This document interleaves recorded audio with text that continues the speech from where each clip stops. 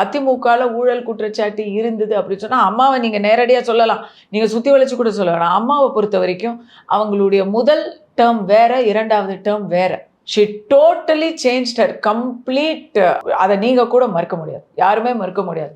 அவங்க வந்து ஒரு ஏறக்குறைய ஒரு துறவி நிலையில தான் வாழ்ந்தாங்க ரெண்டாவது டேர்ம்ல. ஃபர்ஸ்ட் தரம் பண்ண எல்லா தவறுகளுக்கும் பிராயச்சித்தமா தான் அவங்க இரண்டாம் தரம் அவங்க பண்ணாங்க. அவங்க ஆட்சி எல்லாத்துலயுமே சசிகலாவும் ஒருத்தவங்க கூட இருந்துக்கிட்டு அவங்க செஞ்சதெல்லாம் எவ்வளோ தகவல் வெளில வந்துக்கிட்டே இருக்கு. நீங்க எல்லாத்தையும் மூடி மறைச்சிட்டு அங்க ஒண்ணுமே முதல் பீரியட் மட்டும் இல்லைங்க, எதையும் மூடி மறைக்கிறதுக்கான ஒரு பேச்சே இப்ப இல்ல. சசிகலா அவர்களுடைய பேச்சும் இப்ப இல்ல. சசிகலா அவர்களுக்கும் பாஜகவுக்கும் இன்னைக்கு என்ன சம்பந்தம் இருக்கு?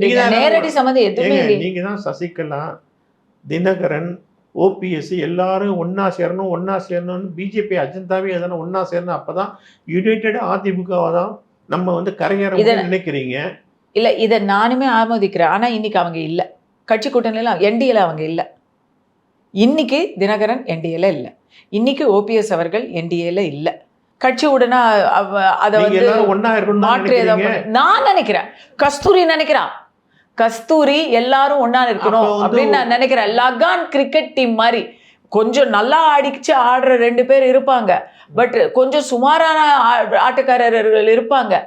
மக்களே வந்து கொஞ்சம் ஒரு கொள்கை பிடிப்போடு இருக்கிறவங்க இருப்பாங்க, கட்சிக்கு ஓட்டு போடுறவங்க இருப்பாங்க, இல்லை காசுக்கு அடிமையானவங்க இருப்பாங்க. மக்கள் விதவிதமாக இருப்பாங்க.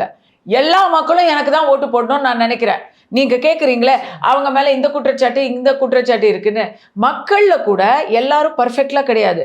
உடனே அவங்க ஓட்டு வேணாம்னு நான் சொல்லுவேன்னா, இன்னைக்கு திமுகவை அகற்றுனாதான் இதுக்கெல்லாமே விடுவு வரும்.